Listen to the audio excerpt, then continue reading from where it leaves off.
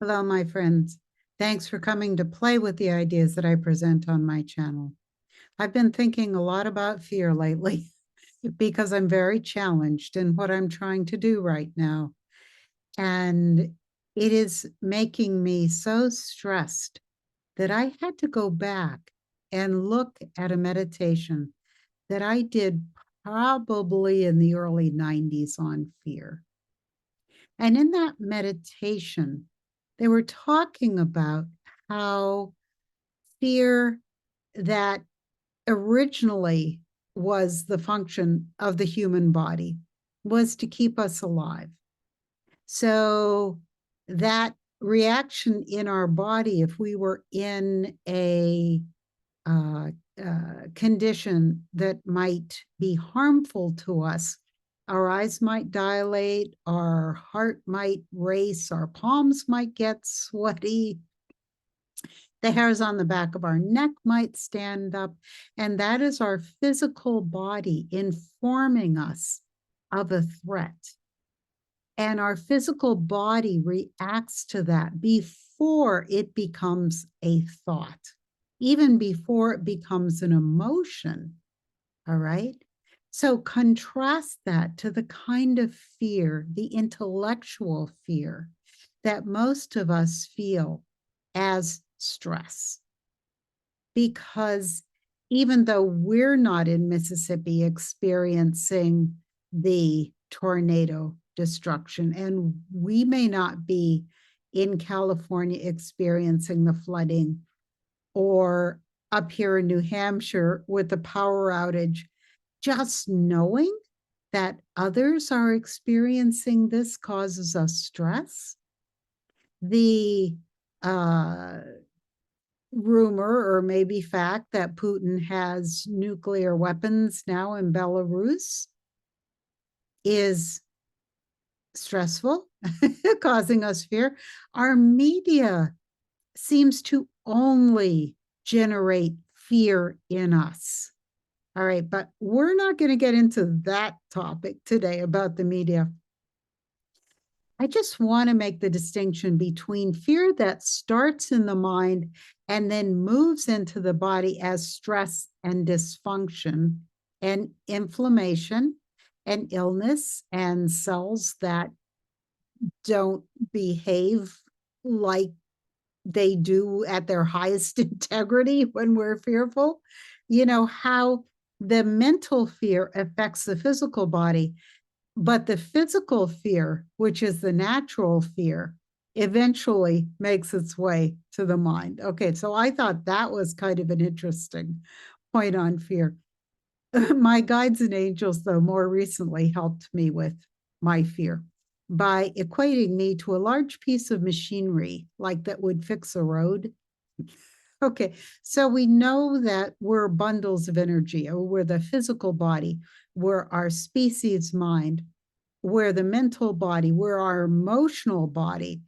You know, we have our aura, we have the component of ourself that we call the soul, which is the receptor for grace or the eternal energy. You know, we know that we have that. We know our aura extends 6 feet from our body. So really, we're walking around as this bundle of energy, right? So what the analogy was that they were drawing is, if we were very fearful, it might interfere, and I love the way those words are linked, with, say, the accelerator. So if we were really fearful, we might not have the impetus or the will to accomplish what we wanted to accomplish, even if it was our day-to-day tasks. If we were living in tremendous stress, we might really struggle just with ordinary tasks, let alone extraordinary tasks, right? And then if the brakes were broken, you know, by fear, if fear interfered with the brakes, we might be impulsive. We might know how to stop from like overworking or overthinking or over anything because we didn't have a braking system.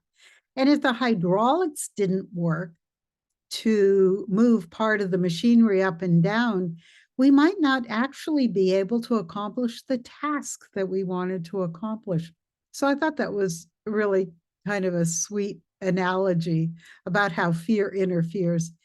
And the other thing that they were talking about was way back when we were kids in the 50s. A, there wasn't many channels on TV. B, the TVs were black and white. C, the TVs had little rabbit ear antennas on the top of them and connected to an antenna on the roof, right? And so when the antennas didn't line up, the picture on the television was, like wavy or grainy or just barely there at all. And that was the other thing that they said that fear can do, is to interfere with our intuition, which intuition is simply the feeling of the knowledge of what is right for us based on body, mind, spirit, gut, instinct, emotion at any present moment. So fear can also make our intuition all wavy gravy, right? So that's kind of what I wanted to talk about today. That personally, I have to limit my exposure to media because a lot of us who come to my channel are highly sensitive people, and we have been all our lives, right? Only now they have words for it. So um, we can't uh, watch horror movies. I mean, that really stresses us out, some of us.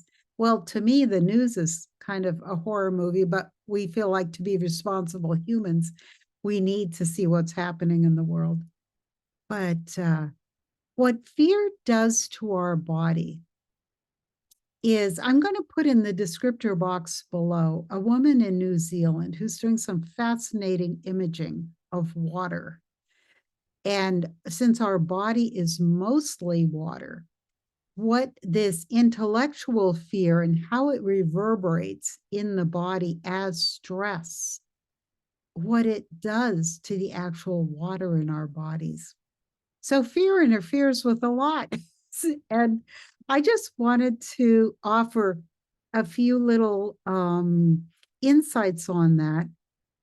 And, we all have our coping mechanisms. We all have individual coping mechanisms. Mine is to walk outside in nature, take the dogs for a walk, just be out with the trees. That's my de-stressor. And I'd like to hear what yours is. Sometimes a bubble bath is very helpful too. All right. Well, until I see you again, please be well and please be blessed. Please like, share, subscribe, and thanks for coming.